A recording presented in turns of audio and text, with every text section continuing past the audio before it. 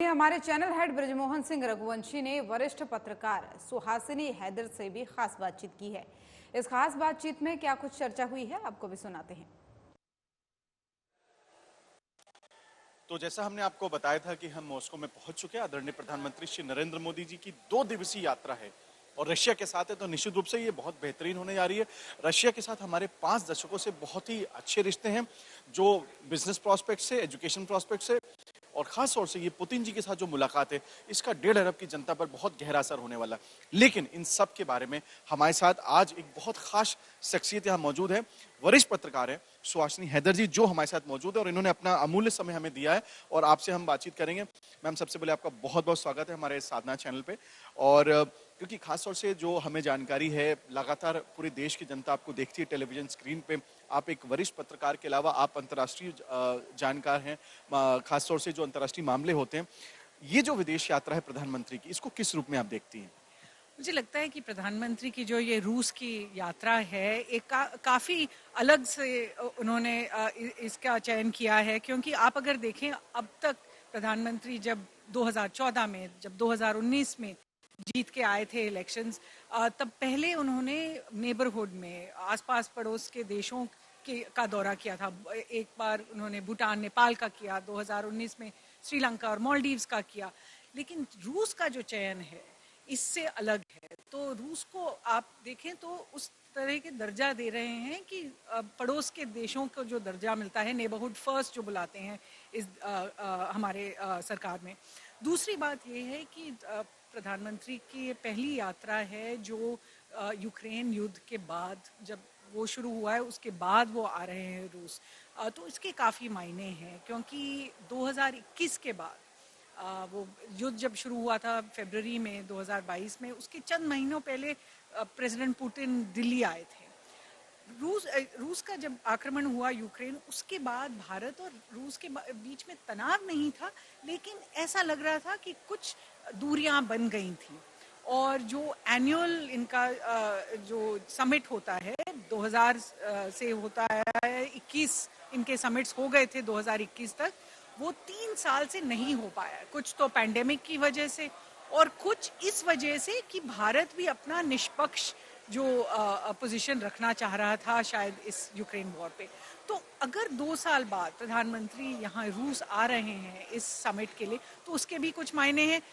Finally मैं कहूँगी कि जियोपॉलिटिकली भी इसका काफ़ी असर होने वाला है, क्योंकि वहाँ जो वॉशिंगटन में यूएस प्रेसिडेंट बाइडन ने नेटो के जो यूरोप के जो देश हैं उनके लीडर्स को बुलाया है, जेलेंस्की को वहाँ बुलाया है, यूक्रेन के जो प्रेसिडेंट है, और एशिया पैसिफिक की भी कुछ देशों के लीडर्स को बुलाया है, ये जताने के लिए कि रूस बिल्कुल अलग थलग हो गया है, आइसोलेट हो गया है वर्ल्ड में। तो उस नैरेटिव पे थोड़ा सा तो असर होगा कि प्रधानमंत्री मोदी जो भारत के प्रधानमंत्री हैं, जो वर्ल्ड के सबसे ज़्यादा जो आबादी है उस देश के प्रधानमंत्री मॉस्को में हैं। मैम, एक सवाल आपसे खासतौर से, क्योंकि जो नई जर्नलिज्म की जो पीढ़ी है, जो लगभग हम कह सकते हैं, क्योंकि हर समय ये पीढ़ी बदलती रहती है, जो हमारे वर्तमान में पत्रकार है खासतौर से, वो विदेश यात्राएं करते हैं और वो उस समय की परिस्थितियों को जनता के समक्ष रखते हैं। लेकिन जो हमें आपके बारे में जानकारी है, तमाम प्रधानमंत्रियों के साथ आपने सफर किया है, आपने तमाम जो विदेशी नीतियां हैं, जो तमाम बड़े नेता, जो कई कई ऐसे भी बड़े नेता हैं विश्व के जो शायद अब इस समय दुनिया में नहीं, आपने उनका भी इंटरव्यू किया है। मैं एक निजी रूप से एक जानना चाहता हूँ, खासकर हमारे दर्शक जानना चाहते हैं, क्योंकि आप एक जर्नलिस्ट हैं, जो आप बात कर रही है पूरी तरीके से वो खरे सोने की तरह बात कर रही है। प्रधानमंत्री श्री नरेंद्र मोदी जी को और अन्य प्रधानमंत्रियों को आप विदेशी पटल पे, अंतर्राष्ट्रीय पटल पे किस रूप में देखती हैं? आपकी प्रशंसा के लिए बहुत धन्यवाद, थोड़े ज़्यादा ही आप शायद मेहरबान हैं पर, लेकिन मैं ज़रूर कहूँगी कि प्रधानमंत्री नरेंद्र मोदी जी जब से आए हैं, इन्होंने जो फॉरेन पॉलिसी को जिस तरह से अपनाया है उसमें एक पर्सनल एलिमेंट भी है, और मुझे लगता है वहाँ पर बहुत औरों से वो अलग रहे हैं कि जब जहाँ प्रधानमंत्री जाते हैं वो अपनी अपने खुद की शख्सियत का भी प्रदर्शन करते हैं। तो हमने देखा है कि लोग जब आएंगे यहाँ होटल पे और जब वो दूसरे देशों के लीडर से मिलते हैं तो उनकी शख्सियत काफ़ी उभर के आ जाती है। इसके अलावा डायस्पोरा के साथ प्रधानमंत्री ने जो नाता बनाया हुआ है हमने बहुत देशों में देखा हुआ है। जहां उन्होंने वेम्बली स्टेडियम में या यूएस में इतने सारे उन्होंने इंडियंस को इकट्ठा किया हुआ है इन देशों में। तो उस हिसाब से मुझे लगता है कि उन्होंने फॉरेन पॉलिसी में जो रुचि दिखाई है वो थोड़ी अलग है। लेकिन जहाँ तक सब्सटेंस का मामला है, मुझे लगता है कि भारत और दुनिया के जितने देश हैं उनके साथ बहुत पुराने संबंध है। मुझे लगता है 1947 से भारत ने एक अपनी जो छवि बनाई हुई है एज एन इंडिपेंडेंट देश, ये नहीं कि हम आज इस गुट में पहुंच गए कल उस गुट में पहुंच गए, उसके लिए पूरे दुनिया में एक रिस्पेक्ट है। लोगों को पसंद ना आए, जैसे भारत का जो रुख रूस की तरफ है, ये यूक्रेन युद्ध में वेस्ट को पसंद ना आए लेकिन वेस्ट एक्सेप्ट कर लेती है। तो वो मुझे लगता है कि भारत की जो मैच्योरिटी हुई बनी है इतने सालों से, वो दृश्य आपको देखने को मिलता है और प्रधानमंत्री ने वही रूट अपनाया है। उस लिहाज से जो पिछले 10 साल में हमने कूटनीति देखी है या फॉरेन पॉलिसी देखी है, उसमें इतना बदलाव नहीं है, एक कंटिन्यूटी बल्कि रही है।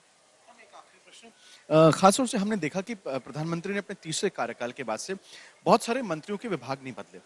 खासतौर से विदेश मंत्रालय की अगर हम बात करें तो जो लोग यहाँ काम कर रहे थे, चाहे वो अधिकारीगण हो या मंत्री, उनको भी उन्होंने नहीं बदला। इसको आप किस रूप में देखती हो कि आपने अंतर्राष्ट्रीय अफेयर्स की आप जानकार हैं, आप इसको किस रूप में देखती है? अगर सेम टीम को वो कंटिन्यू कर रहे हैं तो अंतर्राष्ट्रीय पटल पे इसको आप किस रूप में देखती हैं? इस पे क्या कहना चाहेंगे?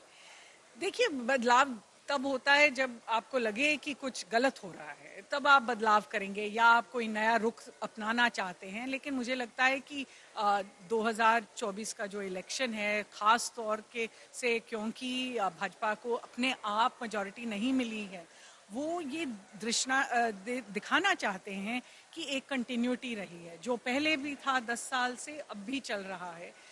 इसके अलावा मुझे लगता है कि हमारे जो विदेश मंत्री हैं एस जयशंकर जी, उन्होंने एक छवि बनाई हुई है जो वर्ल्ड में लोग जानते हैं, अब से नहीं पहले से भी।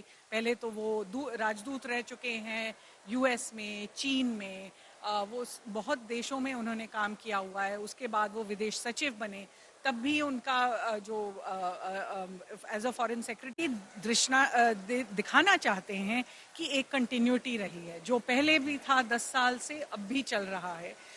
इसके अलावा मुझे लगता है कि हमारे जो विदेश मंत्री हैं एस जयशंकर जी, उन्होंने एक छवि बनाई हुई है जो वर्ल्ड में लोग जानते हैं, अब से नहीं पहले से भी। पहले तो वो राजदूत रह चुके हैं यूएस में, चीन में, वो बहुत देशों में उन्होंने काम किया हुआ है। उसके बाद वो विदेश सचिव बने, तब भी उनका जो एज अ फॉरेन सेक्रेटरी भी उनकी पर्सनालिटी काफ़ी जानी मानी है।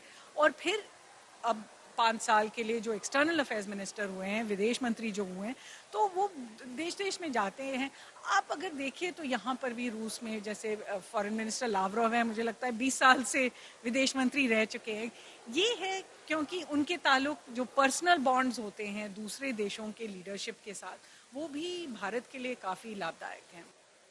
थैंक यू मैम से बातचीत करने के लिए। तो आप देख सकते थे, ये थी वरिष्ठ पत्रकार सुहासिनी हैदर जी, और बहुत ही बेहतरीन तरीके से बखूबी इन्होंने खासतौर से एक एक मुद्दों के ऊपर जिस विस्तार पूर्वक बताया, यही अपने आप में पत्रकारिता का अपने आप में अनुभव बताता है। और हमारे दर्शक जो इस प्रोग्राम को देख रहे हैं वो समझ सकेंगे। आपको हमने बताया कि 2 दिवसीय यात्रा का प्रमुख अंश क्या है और उसके आगे इसका क्या अंश निकलेगा इस दौरे के बाद से।